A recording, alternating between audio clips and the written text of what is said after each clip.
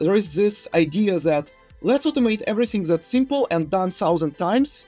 I'm looking from completely different perspective. If it's simple, we don't compound errors when we do it. If it's 100 steps and at each step you have a chance of error, you're compounding the error. So the value of automating something complex is so much bigger and it makes it so much more valuable. That was Sergei Pull, founder and CEO of 100x Bio, a Boston area biotech startup building an automated cell biology platform designed to unlock 100x more data from a single biological sample. 100x Bio's core innovation is what Sergei calls hybrid cytometry, a method that combines live cell imaging with multiplexed sequential staining, all automated end-to-end. The platform is built to serve researchers developing cancer vaccines, cell therapies, and more, giving them the ability to test dozens of treatment targets on one small sample rather than requiring large volumes of precious patient blood divided across a dozen of parallel experiments. Welcome to the Biotech Stack, where we go behind the science to meet the founders and leaders building the tools, platforms, and technologies that make discovery possible. From lab automation and AI-driven research to genomics, diagnostics, and clinical technologies, we cover the full stack, from the R&D bench all the way through the clinical lab. I'm Corinne Regan, your host. And in today's episode, I'm joined by Sergei Pull, founder and CEO of 100x Bio. Sergei spent nearly 2 decades in academic and industry research before spotting a fundamental inefficiency in how T-cell research is done, and how he decided to build a company to fix it. We talk about the origin of 100x Bio's hybrid cytometry platform, the challenge of automating complex multi-step biology experiments, and why he believes the biggest gains in lab automation come from tackling hard workflows rather than simple ones. Let's get started. Well, Sergei, thank you so much for joining us today. I'd love to dive right in and learn a little bit more about your background and essentially what led you to found 100x Bio. Thank you so much, Corinne, for inviting me. My name is Sergei. I have spent about 20 years into research and most of the time in academia. And I went through studying immunology of infectious disease, then immunology of cancer, and then I worked a little bit in vaccine development. Okay. And the methods that we use in research are very complex. And we're trying to automate complex research methods. And what led me to start a company? If you're going back to this question, I always wanted to start a company. It's interesting. When I was a student, in parallel with my PhD, I got business education, and I was trying to understand how people develop drugs and vaccines. That was my dream: develop new drugs and vaccines.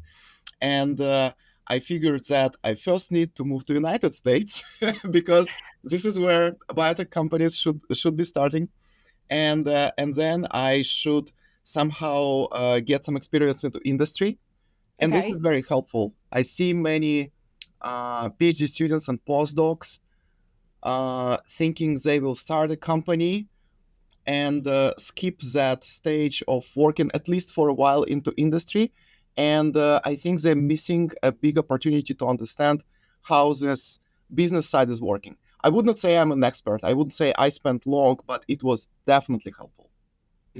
So what led you to want to develop a technology versus go after a drug or something of that nature? It's many things. Thing number one is that this opportunity came to me at the right time. It's like I was looking for alternative jobs. Our company was struggling to raise more money for developing the vaccine. And I bumped into one technology. I was interviewed for a startup, and I somehow saw the limitations and inconveniences. And I came back home and started thinking how I could make it better. I came to this idea, which I shared with my friends, and they told me, oh, you can patent this and start a company. And I thought, okay, that might be the right moment.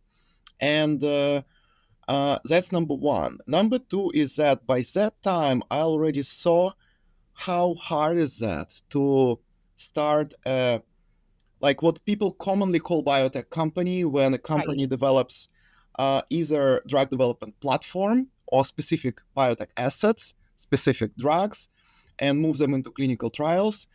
It requires not just tons of knowledge. It requires tons of experience and a lot of connections that already have to be in place. A lot of uh, it's so complex, and I see how people are in the networking meetings, especially when it comes to fundraising. They say, "Oh, to raise some money for the drug, you have to have some gray hair." This is I like see. this is mostly true, and people who spend at least several years in a big drug development company, they understand so much better how to build the drug. And building an instrument, I would say, from one perspective, it's even less risky because you only improving your instrument. With a drug, you can keep improving, go into clinical trials, and only then realize it wasn't safe enough or it wasn't efficient enough. With an instrument, you can keep improving it, and you kind of reducing risk over time. At the Okay. same time, returns for investors are historically much lower for instruments, and that's why there is no so much of investment community and funds interested into this sector. Gotcha. So, from an investment standpoint, Yeah, what does that look like for you? Are you going out and getting investment for this? Are you looking into grants? What is that strategy to yeah, build an instrument from a yes. capital perspective? We were looking into grants, and our company origination is different compared to majority of the companies in our space. Big difference is that we're not monetizing or like commercializing some discovery or engineering solution that's been done in university. This Okay. came just in parallel with my job search, just as my own idea, and I needed to find ways to file the IP, find the lawyers, and do this all by my own. And many companies begin having 5 years of research already done, fully dedicated to that technology, millions invested by federal government, and of Okay. course they coming with much more proven concept and much more proven technology. And but this makes sometimes it harder for them to raise money because when they need to license from university, it can be a lot of back and forth. Federal grants, we could start also from applying for federal grants, and we actually applied once back in 2023. We did not win that one, but when it comes to applying for dedicated program for small businesses in US, it's SBR program. Um, it is very complicated. For the Okay. person who never applied for grants, it will be like a nightmare to just figure it all out. And as I like to say, like there is actual science that is complex. You need years to study and understand.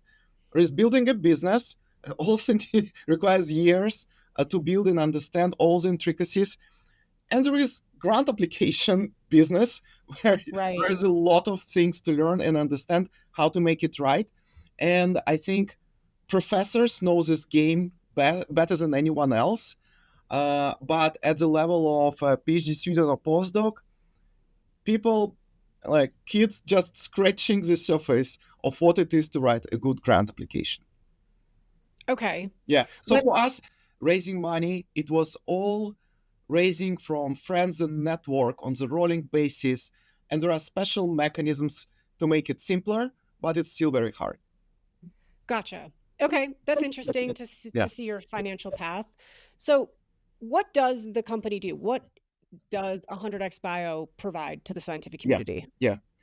So initially, we started with that idea, which had completely no validation. It was just an idea, but I spent enough years into research to more or less predict what kind of ideas are more reliable to begin with. So this idea was, what if we have some how to say that community, not community, like let's say millions of life cells in culture, and find a way to exchange liquids around life cells without disturbing or losing them. And if we build this solution, can we present to those cells different treatments one by one to see different rare cells responding to those treatments? And here, when we engineer something like this, we're not solving many universal tasks. I was looking at solving the problem specifically for understanding what are the targets of T cells. It's a Okay. narrow immunology question. Like we have millions of T cells in our body with millions of diverse receptors. They recognize their targets very specifically. So if you have this community of, let's say, million cells, and you present them the targets one by one, maybe it's just a few cells responding each time, or maybe it's zero cells responding each time. But in this case, you can utilize your sample much more efficiently if you present 10 targets or 100 targets. So the name 100x Bio came from my original name when I gave it like 100x bioassay. Like, what if we have a bioassay when we have 100 treatments to the same sample? So the dream was for developers of, for example, cancer vaccines. They're trying to build a vaccine that attacks 20 targets on a cancer cell.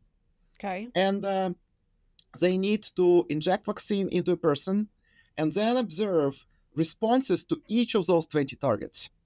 And currently, majority of companies who build in this space, they do relatively large blood collections. The lowest they go is 55 milliliters every 3 weeks, but most of them collect like 150 milliliters. This is like almost like two-thirds of a cup.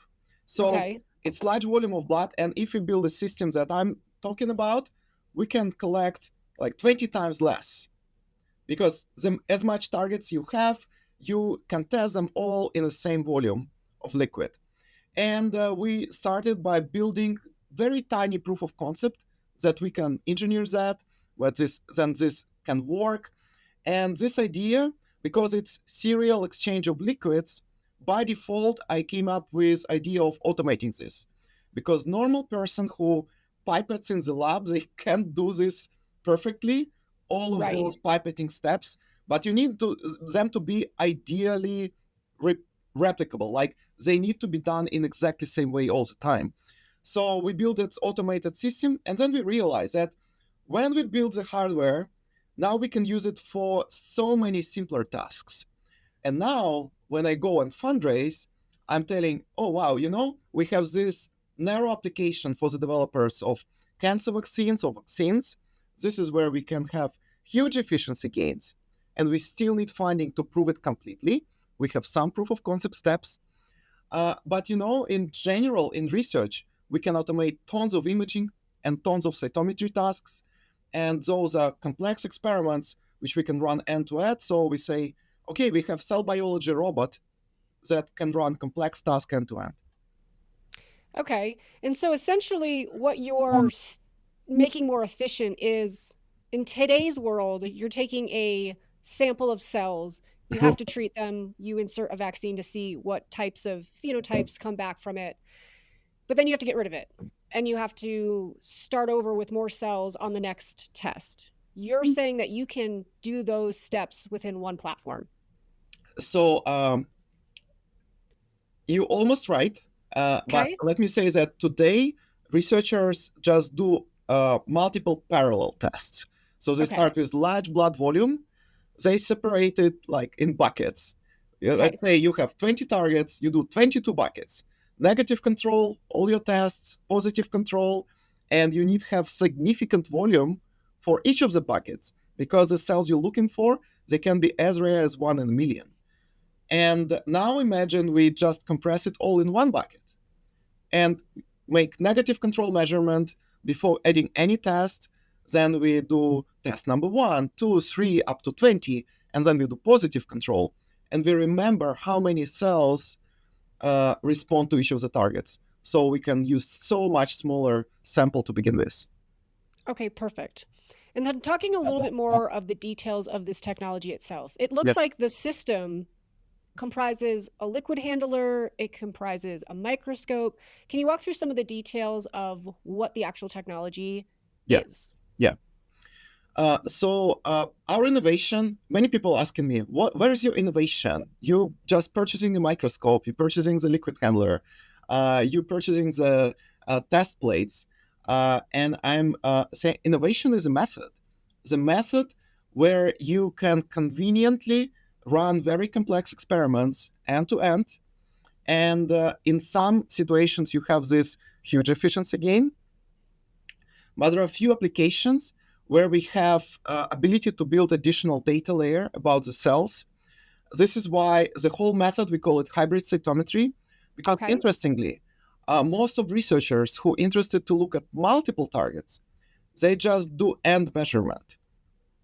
Let's say they're looking at 20 markers on the surface of a cell. So they would make a mix of antibodies labeled with 20 different colors, add it to the cells, push it through the special piece of equipment called flow cytometer, and now they know each cell how well or how much it is expressing each of those targets markers.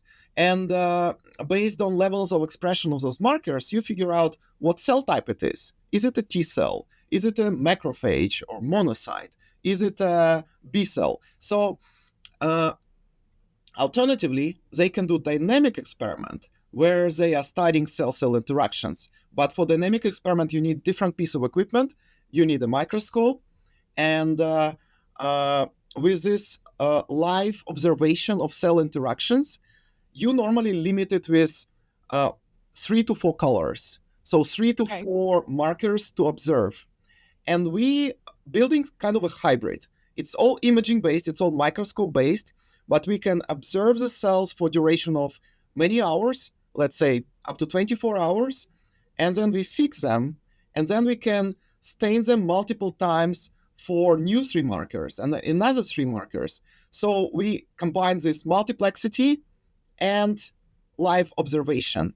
And for this, there are applications in developing cell therapies, in developing complex antibody based drugs.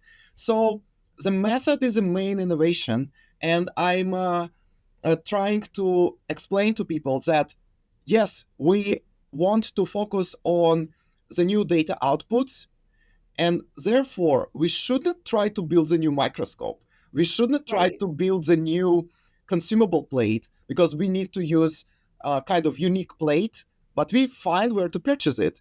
And we should focus on making our system high quality, affordable build, and just right pieces of a puzzle.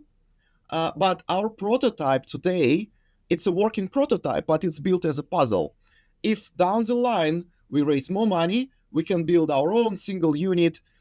So today we try and optimize the system based on available pieces. Later on, we can just build an optimal single unit. But today we have no options and building our MVP of existing products. So, would the strategy moving forward be to hire engineers to create a product, or would the strategy moving forward go after those who are already highly advanced in each of those fields, microscopy, liquid handlers, consumables, and create these integrated partnerships? I think that today the biggest focus is on developing and validating applications for Okay. scientists, so they can see that we already can generate this type of data that they want, or we can generate the type of data that they never had access to, and now this opportunity inspires them. They want to partner with us, or they want to just purchase the whole system and have it in their lab. Right. And for this, we probably need to find more academic and industrial partners in the first place. For this, Okay. we don't need to hire anyone. We need to find the right partners. Second, of course, we want to continue our internal R&D. For this, I would probably uh, have people who could run those experiments in our lab with me, someone like a scientist or automation engineer with scientific background. And later on, I don't think this is a question of the next 1 or 2 years hiring engineers and building solid single unit that is optimized in I don't know 10 or 20 different dimensions, because building the hardware starts from the need. And it's interesting when you're opening the new opportunity. For new opportunity, it's not always you can find a distinct need. because people didn't even knew that something is possible. Who needed iPhone before it was presented to the market? No one Yeah. would come and tell, oh, you know what? I want this tiny screen to do the, to have the touchpad and stuff like this. No. So we need to show the opportunity, then to match it with the real needs, and then to build something better and better. Okay. So, what is the market that you're positioning this product for? That's a great question. I think that uh, this is very much linked to your question about fundraising. How's fundraising going? Fundraising, it's a matter of like putting the tick in front of each line of investors' checklist. And market is one of the lines. Okay. You have to have market that is big enough, and you have to demonstrate where in this big market you're beginning. So market that is big enough, in our case, those are two markets. Market for uh, cell imaging, microscopy. Okay. This is an established huge market, Huge and market. huge markets don't show high growth because there are usually segments within big markets that are growing and segments which are dying. You can't expect that big market can grow quickly unless today it's AI, right? So when I'm saying huge, again, different investors have different definition of what is small, big, and huge market. And for microscopy, it's 12 billion market. And then another market we're looking at is cytometry, and cytometry is 5 billion market. And you will find investors who will tell you they are small. We're looking for bigger ones. Investors who will say, "Oh, that's just right," and investors who say, "Oh, that's more than enough." And it depends on investor profile, their preferences for where they invest. And our narrow focus, as I mentioned, cancer vaccines. This is Okay. where we have, like, from one company we have just list of requirements. This is what we want to see you guys validating before we run the partnership and probably purchase your equipment. And uh, as I said, secondary markets will be focusing on oncology applications mostly, I guess. Okay. They are cancer vaccines and cancer cell therapies, and then complex antibody-based drugs that somehow um, make our immune cells interact or improve our immune responses against cancer. Okay, gotcha. I would assume that we're in the alpha beta stage then of this particular optimization. Yeah. What is the commercial strategy? Is that on the pipeline yet? It's so interesting. Like I'm full time with the company, building it for 2.5 years, and it was ever evolving. It's like Okay. something that I talk to another person, and they laying out such a great argument that this is how I should build it, and I'm slowly shifting towards one direction or another. It's like almost never it's complete flip, but it's a slight mental shift. I think that this technology can be so universal. I think the whole field of biology research needs to go towards using the robotic tools, using automated tools more in academia. Academia is producing tons of science, tons of discoveries, but very often they are produced with mediocre quality because Okay. uh, students and grad students, they are very early in the learning curve how to properly plan and run experiments. Postdocs are advanced, but it's still, we call it postdoctoral training. They are still learning, and very often they're switching the labs between PhD and postdoc, and now they need to learn another 5 new research methods. So like most of the people who doing the actual work, they are learning, and therefore the quality of data, I'm not saying they are bad scientists, but whenever we're learning something, we kind of go through this worked not as well, but we still need to publish. And this creates a lot of data that is not that well controlled. So if you ask 10 scientists, like, how well you maintain your lab journals, oh my god, you will see from the best people, like most accurate, you will see some people that say, this experiment was not so important. Like I just ran it without making any records, stuff like this. Okay. And it's yeah, and I think that running experiments automatically gives you better sense of control and better sense of the quality of data. And I think the whole field requires new tools that are affordable in the first place to academia. Because if it's affordable to academia, it's Right. affordable to everyone. And most of the people who are starting businesses in this area, they're saying, you know what? All the money is into industry. We will only focus into building something for industry. I think this is not as maybe they are smart people in terms of like making money, but I think Right. in terms of making overall progress in the field and making overall impact, um, it's not that impactful if they build some solution that is only industry needs.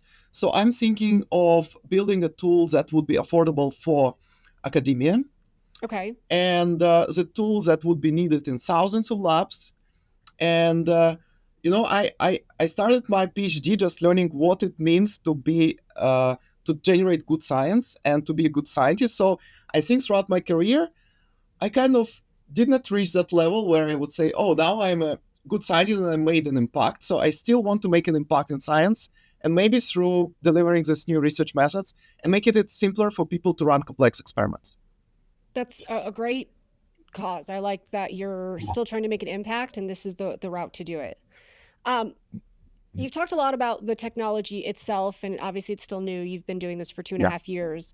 With your exposure to what else is available on the market, is this a niche? Is there other people who are trying to create a method optimization for this that you know of? So, for example, for flow cytometry, I know a few companies who automate sample preparation for flow cytometry. Okay. And those pieces of equipment, they are relatively expensive, and academics are just trying them out. And then, to the best of my understanding, the sales traction there is not as impressive. Okay. So, one person could say, you know what, maybe there is no need for it. I would say there is definitely a need, but they are not offered at the price point uh, where scientists will be, oh, you know what, it's worth it. And nowadays, the mentality of a professor can be often like, oh, we have more work to do. Let's bring in more students. let's let's give it to students. It's Right. almost no expense to bring more students to do some routine operations. And as I said, that the trade-off is very often quality. And I still think that automating complex methods it may be even more impactful than automating simple methods. And it's very interesting that in the whole field of like lab science automation, there is this idea that let's automate everything that's simple and done 1,000 times, so we Right. have good ROI. And I would say I'm looking from completely different perspective. Like I'm thinking if it's simple, we don't compound errors when we do it. Gotcha. Okay, that's a If it's if makes it's sense. 100 steps and at each step you have a chance of error, you're compounding the error. So the value of automating something complex is so much bigger, and it makes it so much more valuable. When talking about competition, I saw people trying, as I said, to automate part of this flow cytometry workflow, just staining the cells and sending them to the machine that will analyze them. We automating the whole experiment from the beginning. So from the time people take the cells, prepare the cells for experiment, and they prepare the treatments for those cells. In our case, people would load it in the machine, and if they have the protocol already programmed, they press go and walk away. So this is our concept. And for this, I don't see off-the-shelf solutions for this, especially Okay. for complex things. And I see custom solutions, and they are normally built only in big companies.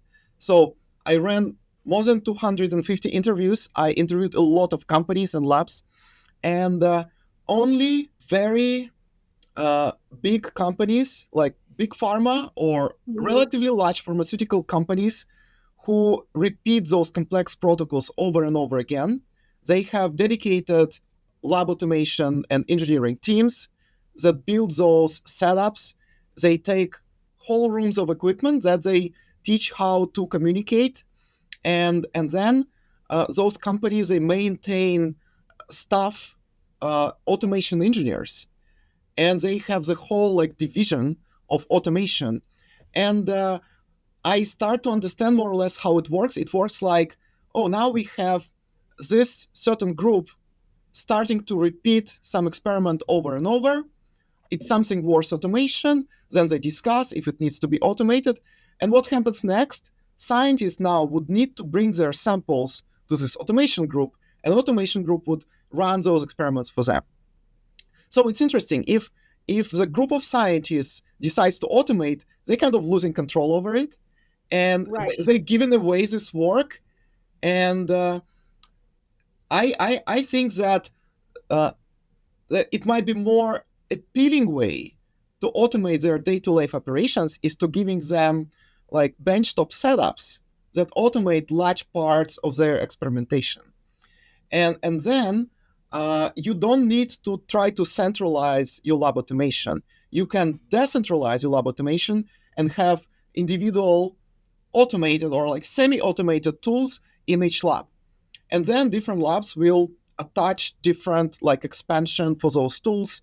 Okay, let's start not only analyzing cells automatically, let's start to culture cells automatically. Let's start to isolate RNA and run NGS sequencing automatically. And so I think that my vision a little bit collides with how it's being done in large pharma. But at the same time, it's almost impossible to sell this idea of building lab automation group to the small biotech team of 10 or 15 people. They don't have resources to support five Right. automation engineers. And it requires a lot of brain power and skill to build like large automated workflows in biology. So I think we need something like off the shelf and simpler and more affordable solutions for the smaller teams, not to be dependent on large like automation and engineering divisions. That's a great perspective. Decentralized, more cost effective, less specialized, so everyone can do it in the lab. Yes. No, it's a great perspective in my opinion. So I'd love to ask a little bit more about what's next for 100x Bio. You talked about this system. It sounds like it would be a really great thing to see in person. Where can people find you maybe into 2026? So into 2026, you can find me on LinkedIn. You can message me, Okay. send me connect request, message me, and we'll decide how and where we meet. And then I would be happy to invite to our lab and show what we have. Or maybe I would be happy to visit your lab and see what challenges you have and if we can help solve them. And as I said, my main expertise is immunology and T cell immunology. And I would say like it's a niche topic like antigen presentation, Okay. how the cells that educate and stimulate T cells, how they do that. This is my favorite topic.